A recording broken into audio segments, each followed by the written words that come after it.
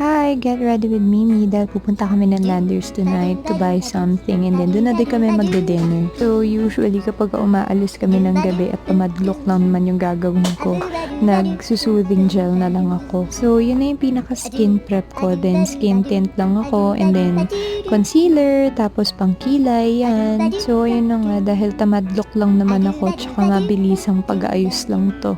Hindi na ako nag-ayos ng bonggang-bongga kasi nag-grocery nga lang. So, dahil summer-summer look tayo, yan, gamitin natin yung blush kay Lucky Beauty.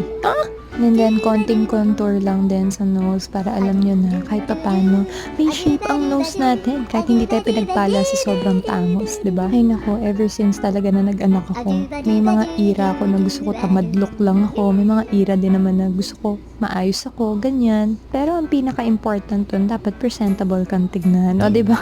Presentable. So, ito na yung final look. Ganon. O, sige na.